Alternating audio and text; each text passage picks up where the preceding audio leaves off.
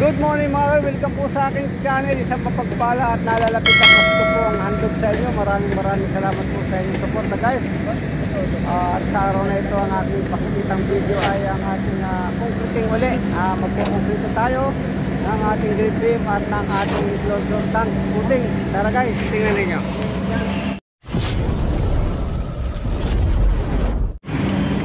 At syempre unang buhos ng konkreto, tinatanggal natin yan.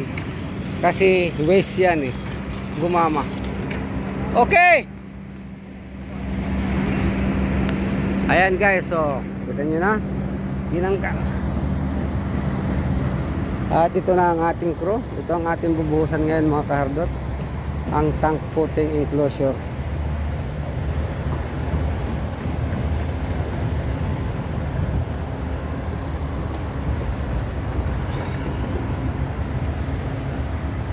Buya. Also I put buya. Oh, so pala, buya mo, Jun. Matic. Ayan, guys.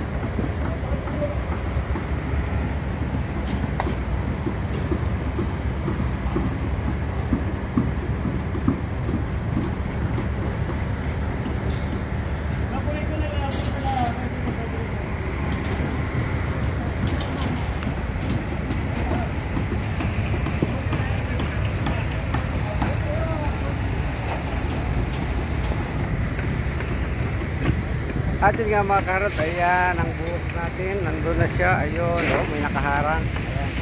Bubuhusan natin yung tanking ngayon at yun ang unang patak ng ating konkreto. Ayan guys, at panoorin ninyo. Maya piyada kong chemical. Awol hina kami hina.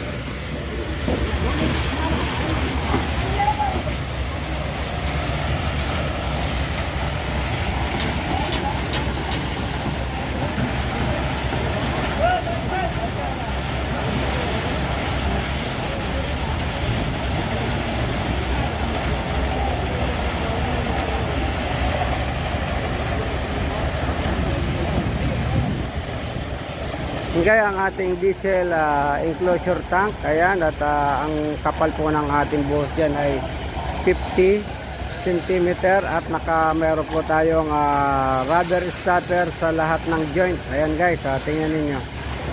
Oh.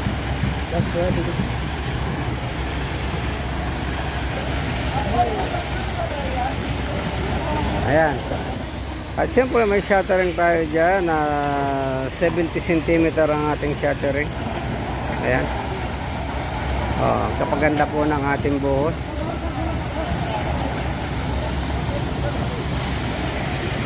At yan po ang update sa ating project. Natapos na ang ating grid beam utility ngayong araw. At siyempre bago natin buhusan yan, lalagyan natin yan ng concrete, tinutubigan po natin yan para malinis at yung mga duming kumakapit sa ating kabilya ay matanggal yan guys. Bakit? Yan po ang purpose ng kagayat atin yang binubuhusan ng tubig yan. Picture mo ya. And guys, nakakatuwa naman at pababilis ang ating construction sa loob ng guys, sa loob ng mag-4 na buwan natapos na natin ang ating footing pedestal at nagtatayo na nga tayo ng bakal doon. Ayan, napakabilis ng pangyayari. At ang ating backfilling ay nakahabol na rin. So, ang ating backfilling guys, andito na.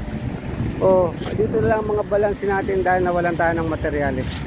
Ito ang finish sub base natin yan. Oh. At order tayo ng konkreto. Yan po ang ating buhos ngayon sa araw na ito.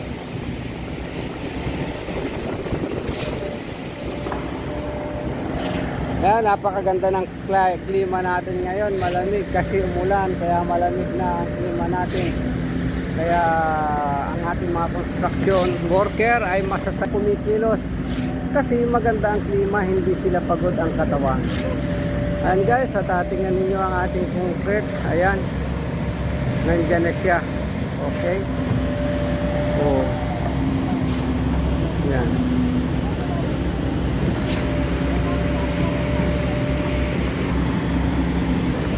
At yun nga mga karot, tuloy-tuloy po tayo sa ating panonood ng ating concreting works. Ayan ang update. Ayan guys, so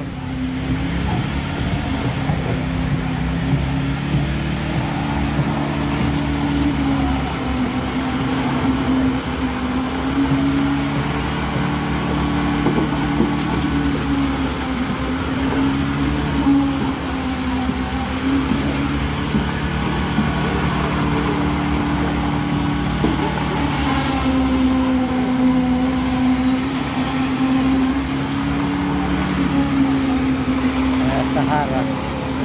Sahara. Pwede. Mati. Lalaki. Katir pwede. O, katir pwede. Yan guys, at katir pwede talaga.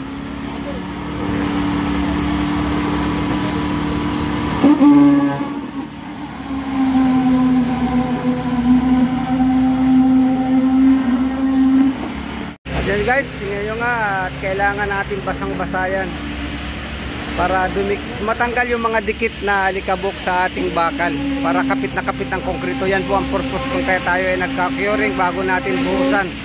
Yan po ang purpose nyan.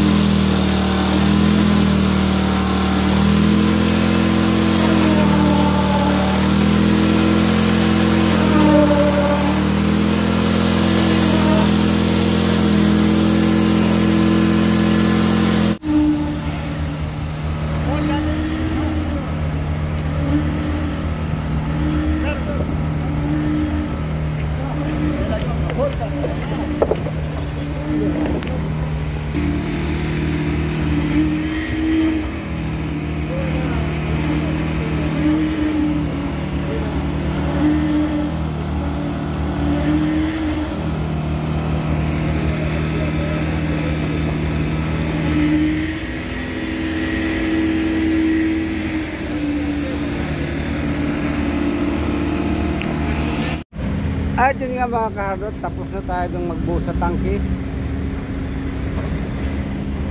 At dito naman tayo sa ating grade beam. Ayan guys, at nakahanda na yung grade beam na yan. Buhusan natin yan. At hanggang doon sa dulo doon ang bubuhusan natin. Ayan guys, at manood lang po tayo sa pagbubuhos. 1 minute. At yan guys, siyempre lalagyan natin ng all column kung sa cement joint. Here.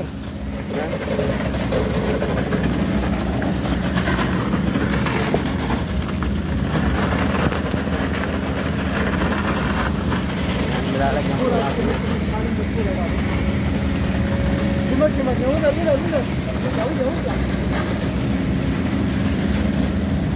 Adamati. Downside.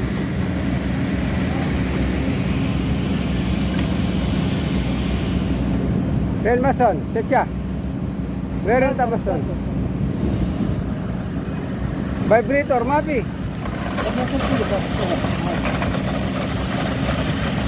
Anong pila?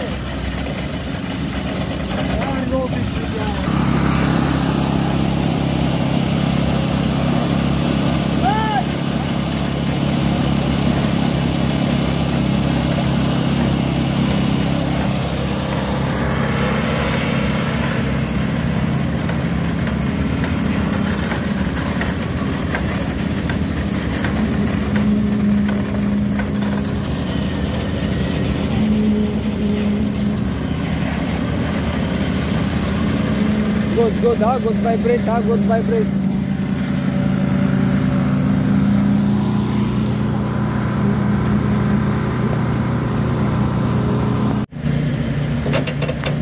naman tayo ngayon mga kahabot sa ating pump room. Ayan, yung mga speed out, pinasa natin. Siyempre, wala nga ating lagyan pa rin ng chemical sipa dyan. And then, dito naman ang ating mood kasi nakatapin lagi sa pumping at doon sa ating engine. Ayan, magkakita po ang ating pagbubuot at sa sangkay nito ang isang last portion dyan. Ventilation naman para gawin ang bubuo ng pump room na ito. Ayan ang po at maraming salamat po mga kapit sa inyong panonood ng ating video. Bye-bye!